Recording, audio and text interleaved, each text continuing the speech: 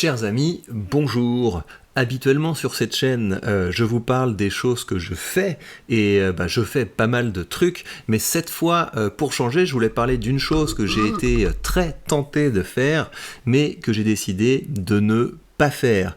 Alors avant cela, petit point sur les marchés, donc ça continue de dégringoler, et c'est intéressant, hein, parce que si cette baisse continue, ce sera peut-être le moment de renforcer les positions dans les moteurs de mon portefeuille. Et vous savez, dans ce portefeuille, les moteurs que j'ai, c'est Apple, c'est Microsoft, et dans le portefeuille Alpha que je montre aux membres de la page Patreon, j'ai aussi Mastercard qui fait partie de ces moteurs, et donc quand les marchés baissent, c'est toujours un très bon moment de pouvoir renforcer ses positions. Il y a Air Liquide aussi qui présente quelques signes de faiblesse, donc voilà, ça fait partie des dossiers que je suis, et si les marchés venaient à continuer de baisser, je pourrais rentrer dessus. L'autre chose qui est assez drôle, c'est que en fait, c'est pas rare que le mois de septembre soit un mauvais mois, et même historiquement le mois le plus mauvais de l'année. Donc vous avez les chiffres par exemple dans cet article de Capital, c'est assez drôle. Donc là, c'est les performances moyennes depuis 1950, et vous le voyez, historiquement, le mois de septembre, c'est pas un bon mois, quoi. Et on a, là, il parle du CAC 40, hein, mais vous avez des tendances qui sont comparables aux États-Unis. J'imagine qu'il y a des choses qui relèvent de la fiscalité, mais je maîtrise pas encore bien ce sujet, mais il doit y avoir des trucs du type, ces mois-là, ça doit correspondre à ça, en fait. Ça doit correspondre à des moments où, pour défiscaliser, je sais pas trop quoi, etc., c'est peut-être un bon moment pour sortir de l'argent du portefeuille. J'imagine qu'il y a une dimension comme ça qui permet d'expliquer ce genre de gros mouvements, mais je pense qu'il doit y avoir aussi quelque chose de psychologique, c'est que les gens doivent avoir le seum en septembre, en fait. Quand on est septembre, c'est le retour au travail, donc j'imagine que les gens sont un peu moins optimistes. Et attends, on va regarder avril, le mois d'avril qui est un très bon mois, c'est drôle aussi, mais c'est pour ça que je pense qu'il y a aussi une dimension psychologique, parce que pour qu'on ait des phénomènes comme ça veut dire qu'il doit y avoir quelque chose peut-être avec le retour du printemps, j'imagine, ou alors il y a un truc fiscal que je vois pas, mais c'est assez amusant. Il y a peut-être quelque chose autour aussi des moments où les dividendes du CAC 40 sont versés, les gros dividendes du CAC 40 sont versés, et du coup il y a un afflux de monnaie, j'en sais rien, mais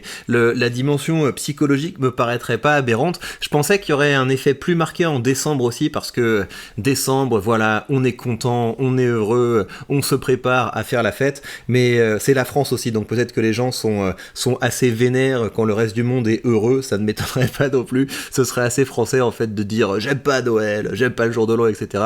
Bref, si vous avez passé un mois de septembre pourri, rassurez-vous, c'est le cas de pas mal de monde. Moi, mon mois de septembre était très sympa. En fait, le mois de septembre, j'aime beaucoup, parce que c'est le mois où les petits monstres retournent à l'école. Enfin, je les appelle les petits monstres, je les aime beaucoup. Mais le mois de septembre, c'est pour moi là où je recommence à être vraiment en vacances.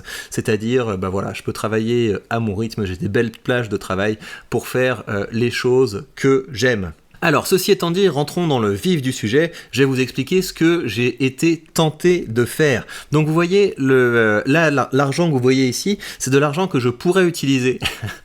Vous me voyez venir. C'est de l'argent que je n'ai pas, mais que je pourrais utiliser, parce que quand vous avez des actions dans un courtier qui le permet, en fait, vos actions, vous pouvez les hypothéquer. De l'argent que vous avez sur un portefeuille en bourse, c'est un petit peu comme être propriétaire d'un appartement, ça a une vraie valeur intrinsèque, et vous pouvez décider de l'hypothéquer pour pouvoir emprunter contre le capital que vous possédez. Et en faisant des recherches sur les entreprises qui m'intéresseraient pour faire des covered calls, et pour faire des puts aussi, pour vendre des puts, je suis tombé sur ça. Donc ça, c'est une entreprise belge qui s'appelle Euronav. Donc Euronav, vous voyez l'idée, hein, c'est une entreprise qui a des gros tankers et qui s'occupe de l'approvisionnement de pétrole et de gaz. On est sur une boîte qui verse un dividende trimestriel, ce qui est quand même hyper intéressant pour une boîte européenne. Moi, je serais beaucoup plus heureux d'investir dans des boîtes françaises ou dans des boîtes européennes si elles versaient un dividende de façon trimestrielle. Et donc on a ça avec Euronav, et surtout quand vous regardez les finances de cette boîte, on est sur quelque chose qui est quand même super intéressant, hein. Vous avez une très bonne note, même si il faut se méfier des notes des analystes. Vous avez les analystes qui sont positifs sur le fait que l'entreprise est dans une bonne tendance de croissance. Vous avez une entreprise dont le chiffre d'affaires croît, c'est exactement ce que j'aime. Vous avez un bénéfice net par action qui est cyclique, mais on est sur quelque chose qui est assez solide. Vous avez j'ai un free cash flow qui est en train de redevenir croissant. Donc voilà, c'est une boîte qui peut être intéressante pour faire des options, et vous avez donc ce dividende qui est versé tous les trimestres avec un très beau rendement. On est typiquement sur le genre de boîte que j'aimerais bien avoir pour pouvoir encaisser les dividendes, et puis au fur et à mesure pour pouvoir augmenter le rendement en vendant d'abord des puts pour pouvoir rentrer sur la position, et ensuite en vendant des covered calls pour pouvoir encaisser de l'argent au-delà du revenu des dividendes. Et donc je suis allé voir la chaîne d'options de cette entreprise, et je me suis dit ça pourrait être sympa de vendre un put. Donc on est sur une entreprise qui cote au-dessus de 16 €, on regarde les puts pour octobre, et on se dit plutôt que d'acheter directement l'entreprise, je pourrais décider de rentrer dedans en vendant un put, et c'est quelque chose, si on met à 16, comme ça il y a quand même des bonnes chances d'être assigné, on se retrouve empoché, je sais pas combien on peut retirer avec ça, mais je pense que l'ordre passerait peut-être aux alentours de 0,5, donc ça permettrait de gagner quelque chose comme 50 €. On empoche 50 € pour pouvoir attendre d'avoir les actions à un meilleur prix, et ensuite j'enchaîne sur des covered calls. Le truc, c'est que j'ai pas l'argent, j'ai pas les 1600 € là sur mon courtier pour pouvoir l'acheter. Je pourrais jouer un petit peu, prendre de l'argent ici pour le mettre là, etc. et puis me faire un virement de l'équivalent, mais j'ai pas envie de changer ma routine d'investissement. Donc j'aurais pu faire ça, j'aurais pu me dire je vais vendre un naked put, donc à savoir au pire si je suis effectivement assigné, j'ai largement la marge pour pouvoir taper dans la marge et pour acheter les actions à crédit, et après on est bien. Et puis le temps que je sois assigné, on a quand même du temps, et ça me permettrait d'avoir le temps de rassembler l'argent, d'obtenir de l'argent avec des options, d'avoir la dividende qui arrive, etc. Mais si ce plan me semblait intéressant, je suis revenu sur mes pas parce que je ne veux pas acheter des actions à crédit, et je vais vous expliquer pourquoi. La première chose, c'est que j'évite de trop prendre la confiance en bourse. Vous voyez, là, j'ai eu un mois de septembre qui était dingue en termes de rendement de mon portefeuille. J'ai dégagé 1200 € en cash, à savoir dividendes plus les options. J'enlève à ça les loyers de Realty qui sont encore une part croissante de mes revenus passifs, mais une part qui est pas encore significative en comparaison des dividendes des options. Mais je vais pas commencer à m'enflammer. Je sais pas si je vais être capable d'avoir un rendement comparable pour le mois d'octobre, et je suis même à peu près sûr que dans cet argent que j'ai été capable de dégager dans le mois de septembre, il y a une partie de chance, et puis il y a une partie d'hypothèque sur l'avenir, parce que faire des options de la manière dont je le fais, donc à savoir encaisser des primes principalement pour de la vente de call, on est en train de récupérer maintenant une plus-value future. Donc évidemment, je vais tout faire pour optimiser ma stratégie, je vais tout faire pour faire rouler certaines positions, en garder d'autres, etc. et obtenir et arriver à lisser mon revenu, mais je vais pas commencer à me dire ouais, t'es un ouf, t'inquiète pas, tu pourras gagner de l'argent avec la bourse, etc. Donc c'est ça qui me retient, c'est que là je suis sur une tendance qui est assez cool sur ce portefeuille, mais c'est très important de toujours se dire qu'il y a une grande part de chance, il y a une part aussi de conjoncture qui explique nos résultats en bourse, et il faut surtout pas attribuer à de la compétence ce qui n'a peut-être rien à voir avec la compétence. Donc ça, c'est la première chose qui me retient, c'est que là, m'exposer à une situation où je pourrais acheter des actions à crédit, c'est une stratégie d'investissement qui devient trop spéculative, et donc c'est pas quelque chose qui me convient. L'autre chose, c'est que j'ai tendance à penser que quand les choses vont mal, tout va mal en même temps. Vous voyez, si on se tape une énorme crise, voilà, je me retrouve avec Euronav qui se casse la figure, qui arrive, je sais pas moi, à 10, à 8, à 9, j'en sais rien, et donc je me retrouve à perdre de l'argent parce que je serais obligé de les vendre quand même à ce prix-là. Je serais obligé pour pouvoir les acheter, si j'ai pas été capable d'envoyer de l'argent immédiatement sur le courtier, je vais les acheter à crédit. Donc ça veut dire que je vais devoir changer un petit peu ma stratégie tranquille d'investissement, mettre de l'argent pour rembourser ce crédit plutôt que d'investir ailleurs l'argent que j'avais prévu d'investir. Et puis surtout, on prend une mauvaise habitude. Quand on commence à se dire je vais commencer à investir de l'argent que je n'ai pas encore en portefeuille, où ça s'arrête.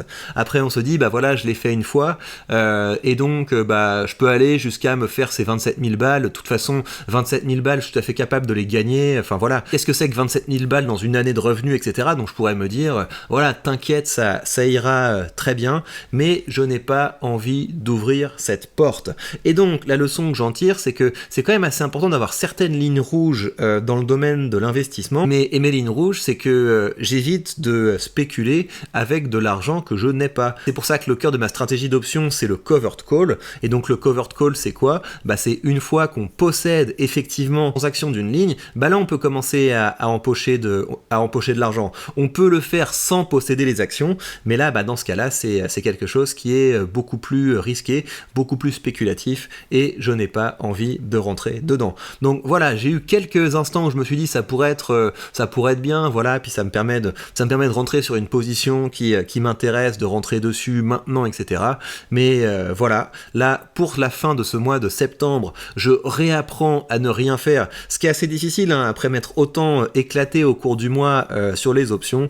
Voilà, parfois avoir une bonne stratégie en bourse, c'est ne rien faire du tout. C'est ce que je suis en train de faire en ce moment. Je ronge mon frein, mais je le fais pour la bonne cause. Alors pour finir sur cette journée rouge et pour continuer votre apprentissage sur la manière dont fonctionnent les options, vous voyez comment ça fonctionne. Le jour est rouge, donc ça veut dire que le cours des actions sur lesquelles j'ai des options est en train de baisser. Donc vous voyez, ça veut dire que par exemple sur cette ligne ST Microelectronics, le prix où je pourrais racheter l'option est bien inférieur au prix auquel je l'avais vendu. Donc je pourrais décider de commencer à faire rouler ma position, mais encore une fois, je pense que plus je vais attendre sur cette ligne, plus je pourrais faire un bénéfice important. Mais là, on commence à rentrer dans la zone qui est intéressante parce que je me dis qu'on est dans une situation où on a récupéré la moitié de la valeur et il reste encore la moitié du temps, voilà, à la limite, autant faire rouler l'option, encore une fois, parce que un de mes principes d'investissement, c'est que un tien vaut mieux que deux, tu l'auras. A contrario, la position sur laquelle j'ai un put, à savoir sur la banque Santander, et bien là, le cours auquel je pourrais racheter ce put est en train d'augmenter, et donc ça veut dire que si on regarde le cours de la banque Santander, je pense que ça se rapproche dangereusement de mon prix d'exercice. Donc regardez, elle est ici. C'est ça, elle cote à 3,42. Moi, j'ai le put à 3,40, et encore une fois, si effectivement je me retrouve avec ces actions en portefeuille, aucun problème, ça veut dire que je pourrais toucher le dividende à venir, et je commencerai à vendre des covered calls sur cette ligne. Il me reste à vous rappeler que si vous voulez commencer à investir, vous avez sous cette vidéo le lien vers le courtier que j'utilise, le lien vers mon partenaire vers la liberté financière, et en suivant mon lien affilié, vous bénéficiez de 100 € de frais de courtage remboursés, ce qui vous permettra d'ouvrir vos premières positions de façon tout à fait indolore. Et je vous rappelle également que sur la page Patreon, j'ai lancé la nouvelle FAQ. Certains ont commencé à poser leurs questions, ça va être passionnant de vous répondre. Et donc je vous rappelle comment ça marche. Contre un financement de 3 € par mois, le prix d'un café, vous pouvez me poser vos questions et je vous réponds dans des vidéos où je prends vraiment le temps. S'il y a des recherches à faire, je les fais avec plaisir. Et ces foires aux questions, ce n'est qu'un des types de contenus auxquels vous avez accès sur cette page. Vous pouvez également télécharger les petits guides que je publie régulièrement. Le dernier était sur les différents styles d'investissement. Vous avez également un mini-guide sur les critères que je regarde avant d'investir dans une action. Et je vais, dans pas très longtemps, créer un mini-guide sur les ventes d'options quand j'aurai terminé le premier temps de mon apprentissage. En fait, c'est comme ça que j'aime bien travailler. Moi, je commence par faire le travail, à savoir, voilà, si j'ai envie de comprendre comment marche un covered call, je vais commencer à faire des covered calls. Si j'ai envie de voir comment marche un put, je vais commencer à faire des puts.